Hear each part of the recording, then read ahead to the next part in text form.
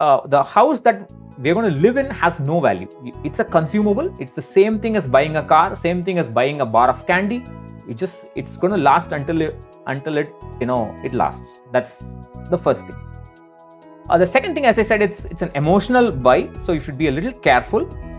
Yes, you should buy, but don't rush to buy in the with FOMO, saying that if I don't buy now, I will never get that piece of real estate. I will never get it at that price, and so on. That is just nonsense. All right, then. Welcome to the second month of Let's Get Rich with Pattu. Pattu, firstly, it's just so good to see you. How are you doing? Likewise, I'm doing well. I'm looking forward to finishing my classes and enjoy the remainder of the summer. What are the plans for summer? Are you going off somewhere with the family now that you've attained financial independence and can go anywhere? Unfortunately, I can't. I have a mother who I have to take care, and each of us are busy at different times, so we can't synchronize a time to go together. And also, the school is open for my boy soon enough. In another week, it'll open, so we can't go. It's a handy reminder that even though you achieve financial independence and financial freedom, life continues to be complicated, right? As much, yeah. I must say, as this recording started, I realized there was so much excitement to get on to yet another episode. There is absolutely no bit of dread. There's no nervousness at all. And that's all credit to you, right? For being so approachable. And maybe it's just the topic that excites me, or it is your presence that excites me. And I'm sure you do the same for all the listeners. So thank you very much. I think it would be half the credit remiss goes of to me not to you and mention the that. rest of the team, everybody else. So it's a teamwork. Right. So we're in the second month, our fifth episode. We had a fantastic fourth episode with Shubham. And that's what the show is all about. And let me use this opportunity to remind all of your listeners to please contribute. The show is nothing without you. Keep sending in your questions to Pattu's Facebook or YouTube. Keep sending in your questions to us at Offspin Media Friends on our Instagram or on our Facebook, etc., etc. Right? Now, from initial discussions on fire last week is Shubham. We've had discussions on insurance and endowment plans on the show, emergency funds, and even the idea of beginning the process of investing even before you start earning, right? And today we find ourselves at a pretty big topic, something we thought we'd do in the future, a vague future for the show when it's super popular, because it's such a vast topic. But this question has already come in, and so that's how we roll. You guys dictate what we discuss on this show. And this big topic I'm talking about is real estate and owning a home. Pattu, I know you've been looking forward to this as much as I have, because it straddles two different areas of math and actual planning, as well as dealing with emotions, which perhaps we should not, but it's such a big part of our life, owning a home and setting down roots, etc., etc. So I'm going to start with a question from Somin Das. He's written in, and thank you so much, Somin, for letting us use your question and your name. Contemplating on this currently, he says, I already have a 2 BHK, but would need a 3 BHK as kids grow up. Currently, they're 2 years old. Looking at real estate prices doesn't look like I can get anything under 1.5 CR, 1.5 crore. The current one can only fetch me 50 to 60 lakh at best. If I book within the next 6 months, that is. And that cost goes up 10 to 15% every year as I delay further. On the other hand, I'm trying to invest aggressively for fire as well in the next 7 to 8 years. By the time I'm 46 or 47, clearly he is around 38, 39. Now, if I go for this purchase, it sets my fire plan back by at least 3 years. But being in IT, there's no guarantee I will have my job by then when I would be 50 years old. Either stick to what I have and sacrifice on family's comfort and achieve fire, or get them the comfort and I keep hustling till I'm 50 or above. This is such a loaded question, Pattu, you'll agree, right? And I'm sure it represents millions of people who have been working for a while and who feel this need to provide for their family in more ways than just financial independence. And where should we start unpacking this question? It's almost an impossible question to answer. Slightly more representative would be the problem that many other people face. They live in a rented accommodation and they want to buy a house, but the generics are the same. So you said it's math, right? When you pointed out, I keep telling my students and whoever would listen to me that you should know when not to use math. That is the most important aspect of using math. You should know when not to use it. That's so cool. I want to hear more. So this is an area where math doesn't really help. There are many buy versus rent calculators out there, and they give you all sort of inputs, all sort of back end calculations about how real estate moves, appreciation, etc., etc. I would say all of them are wrong. I would say all of them don't make any sense, because you can't quantify logistics. For most people, they can afford to stay in a rented accommodation in the center of the city, close to Right. the center of the city, where the logistics are the oldest, the strongest. They recover faster when there is some kind of trouble, power cuts, excessive rain, etc., etc. But if they want to buy a house, they will have to buy it on the outskirts. And at least in India, the logistics in most cities in the outskirts is not as good. In some aspects, it's good. Maybe some roads are better, cleaner, etc. But for example, the drainage, the sewage, the water, the power, etc., they are not as good as in the city center. So if I want to do a rent versus buy comparison, how can I compare staying in rent in the center of the city to buying a house on the outskirts? Because that's But what to most people counter can your afford. argument, Pattu, wouldn't logistics logically improve in a few years? Or am I being a little too optimistic considering this No, is that's a fair assumption to make, but I have seen people waiting for about 15-20 years. So that's a lot. hmm, So I mean, I'm not here trying to say don't buy. That's not my ultimate reasoning. But I'm trying to say don't do rent versus buy calculations. That is right?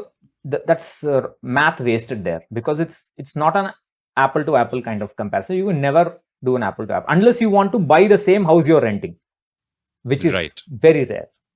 So let me clarify. When you say don't do the math of buy versus renting, I often hear all these experts or very educated people and people who say they start the sentence by saying, I've done the math and rent makes much more sense. Right? Those are the ones you're saying don't use the math to? Or are you saying don't use the math to the people who are saying just buy, forget renting? Yeah, no, I'm saying don't use the math period. Whatever Fair the enough. results is. So the point is that this is a very emotional question, and people are very emotional about owning a roof. Yes. Although technically you don't own a roof if you live in a flat. Right. My father was in tears when we sold our mansion. I grew up in a mansion in the center of the city, in a big joint family, and we had to sell that and move to a flat in the early 90s, or 89, something like that. And he was in tears because that mansion was the house in which he was born. He was Right. born there. And And he, associate so many memories with. yeah, and I had my childhood there. So up to 16, 17 years old, I was there. So it was a very difficult adjustment for us to move from there to a flat. So, but we had that flat which we could call our own. And it's sheer dumb luck, because it just so turned out that my great grandfather was a little bit more affluent than us, compared to the value of money there at that time, and he was able to buy a nice piece of land, and so we basically live in an ancestral property. So even then the adjustment was hard. But I know many of my relatives who have never lived a day in their own house. They've always lived in rent, Exactly. Yeah. and they've moved from one place to other because of terrible neighborhoods, bad landlords, bad logistics, any number of reasons. And for them, uh, even if the mother and father can't buy, the first thing they would want their children to do is to, once you get a stable job, buy a house.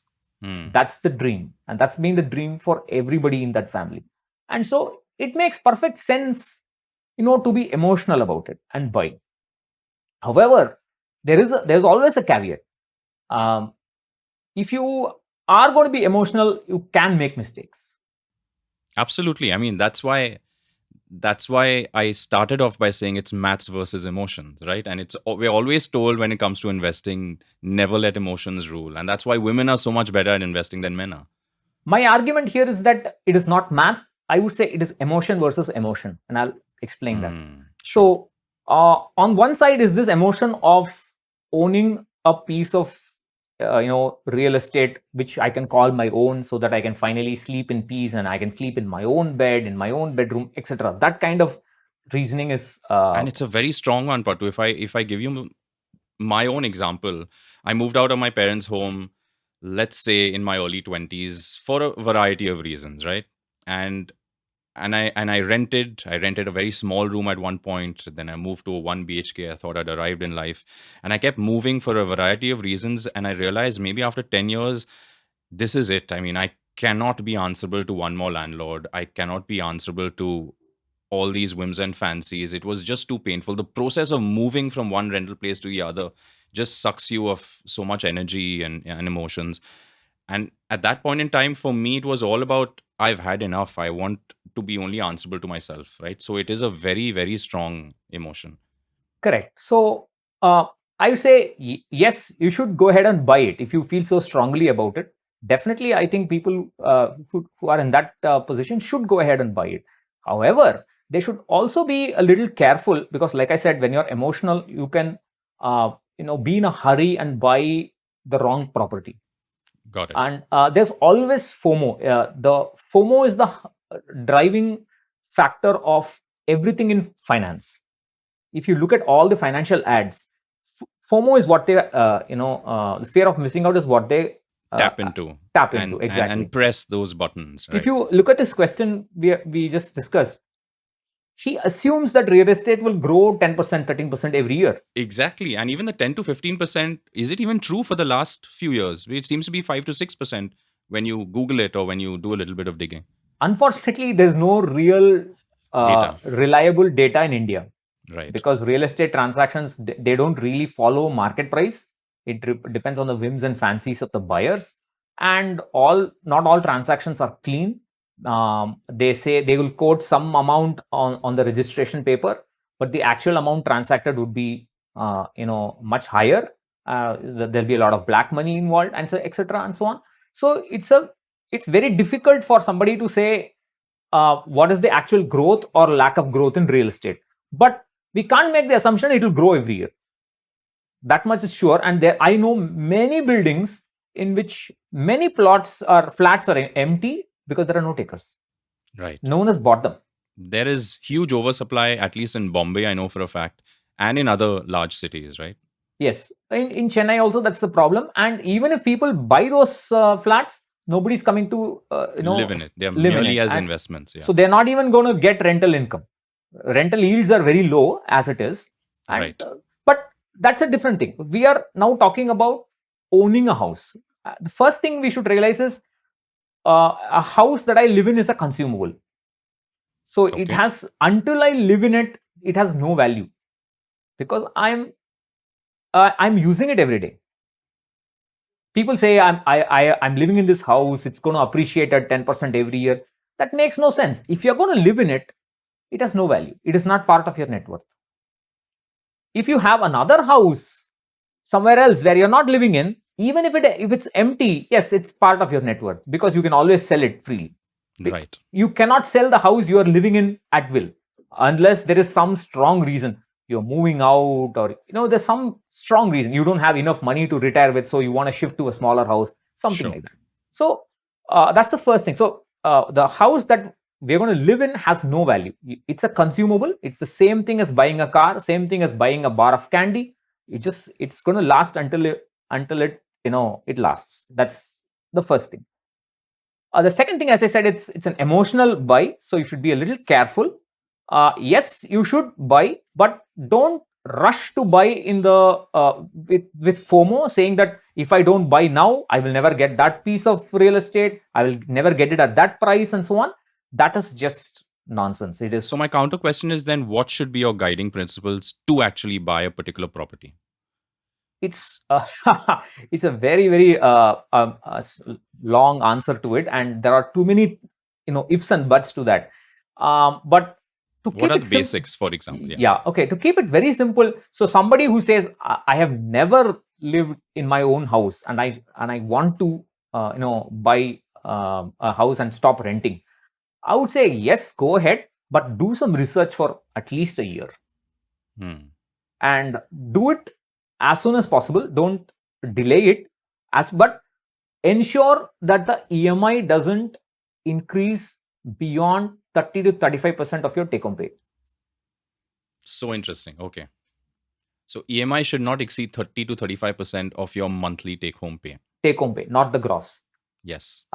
Because if it is going to be, let's say the EMI is 40% of my take-home, I will have expenses to take care of. That will be the bulk of the thing. Then I will have to invest for my retirement. For if I have children, I'll have to invest for them, etc. I will never be able to invest if my EMI is too high. Very interesting point, Pattu, because if I remember, and I dig into my memory from maybe 10 or 20 years ago, didn't everyone say it should be 50% of your take home? And then that's too high, right? That's too high. That's too high. I'd like to know, I mean, such interesting data. What percentage of Indians spend only 30 to 35% on EMI? I'm sure the majority are over that, right? It will be about 45 to 50%, or at least 40 to 50%. The problem is that they're in a hurry to buy. The down payment that they give in cash, that's very low. So the bulk of it is borrowed. Right. Therefore, that increases the EMI as well. So that's the most important part. See, I shouldn't stop investing just because I'm servicing a home loan. That is something that most people fail to appreciate. They'll say, first they say, I want to buy a house as soon as possible. Then, because it's as soon as possible, the EMI will be high. They can't invest. For the next at least 7 to 10 years, investment is practically zero or minimal. Then they will say, oh my God, I'm living in the burden of debt. It's like I have a sword on my neck. I'm not able to sleep in peace. Absolutely, Then some relative will come and say, oh, you guys, your generation, you're all steeped in debt. When I was young, I'd be, and that kind of thing. No, then the advice given is buy a home as soon as possible, clear out that home loan as soon as possible. Yeah. Which is the second mistake. So the first mistake, if you buy in a rush, you're going to make mistakes. You're going to buy in the wrong area, buy it for the wrong price, etc., etc. Lack of research. The second is your EMI is going to be high, and the maybe the third is you're going to try to finish that loan as soon as possible. If the EMI is 30 to 35%, and you have a reasonably stable job, you have some reasonable skills which are still going to be in demand, and you say, okay, I'm going to be employable at least for the next 10, 15 years, at least for the remainder of the home loan. There's no hurry for you to close out the loan. Right. Because you have got the house. And the EMI stays the same for the entire payment period, right? Yes. Whereas your income is going to increase. Yes. At some reasonable rate. If it bothers you so much that I'm living in debt, what I tell people is invest some portion of the money which you want to use to pre-close the loan. Invest it in some safe instrument. Right. Maybe a fixed deposit or a recurring deposit, and say that amount is what I'm going to pre-close the loan with. But I don't actually pre-close it.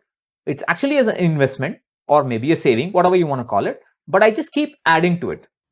Right. Whenever I do want to pre-close, I take some amount and pre-close it partially. Do you have any views for or against pre-closing a loan? Because that's also been a bit of a debate. So it's all extremes. The opinions in Quora are all extremes. Quora means forum, etc. Yes. So they all say either some people say rent or forever, or buy as soon as possible, then close out as soon as possible. I would say that's an extreme thing. Buy when you're ready to buy.